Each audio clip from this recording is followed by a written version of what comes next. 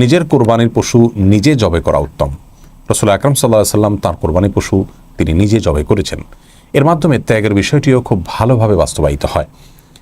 আমাদের সমাজের অনেক মানুষ মনে করেন যে কোরবানির পশু জবে করতে বোধহয় অনেক দোয়া দরুদ পাঠ করতে হয়, অনেক নিয়ম কারণ আছে, সেজন্য নিজে করাটাকে রিস্কি মনে করেন এবং কোনো হুজুর বা অন্য কারোর মাধ্যমে কোরবানি করিয়ে থাকেন।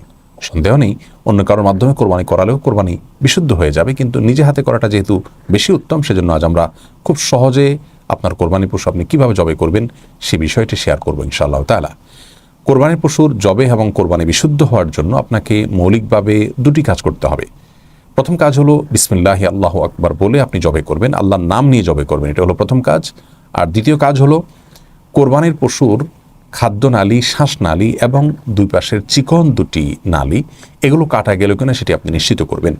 খাদ্যনালী, শ্বাসনালী এগুলো অপেক্ষাকৃতভাবে একটু পুরু হয়ে থাকে, মোটা হয়ে থাকে, বড় হয়ে থাকে, আর বাকি যে দুই পাশের দুটি সরু নালী থাকে সেগুলো আপনি কাটবেন। এটুকু যদি আপনি নিশ্চিত করেন তাহলে আপনার কোরবানি বিশুদ্ধ হয়ে গেল আলহামদুলিল্লাহ।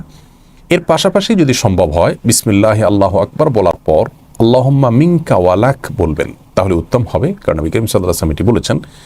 এর অর্থ হলো বিসমিল্লাহি আল্লাহু আকবার, আল্লাহ আপনার নামে শুরু করছি এবং আপনি বড়, আপনি মহান, আল্লাহ মহান।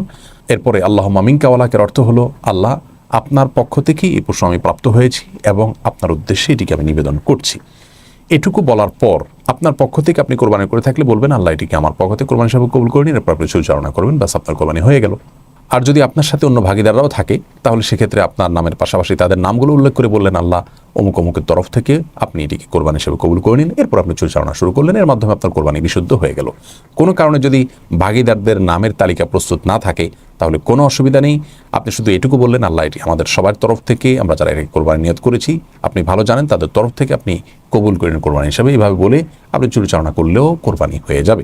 সহিহ মুসলিম হাদিসে আসছে নবী করিম সাল্লাল্লাহু আলাইহি সাল্লাম তার কোরবানির পশু জবাই করার সময় তিনি বলেছেন বিসমিল্লাহি আল্লাহু আকবার আল্লাহুম্মা মিনকা ওয়ালাক, আরও বলেছেন আল্লাহুম্মা তাকাব্বালহু মিন মুহাম্মদ ওয়া মিন আলি মুহাম্মদ ওয়া মিন উম্মতি মুহাম্মদ, যার অর্থ হলো আল্লাহ এই কোরবানি পশুকে আপনি মুহাম্মদের তরফ থেকে, তার পরিবার এবং মুহাম্মদের তরফ থেকে আপনি কবুল করে নিন। ঠিক একইভাবে আমরাও যাদের তরফ থেকে কোরবানি করছি তাদের তরফ থেকে কবুল হওয়ার দোয়া করে এরপরে আমরা পরিচালনা শুরু করলে কোরবানি বিশুদ্ধ হয়ে যাবে। খুবই সহজ।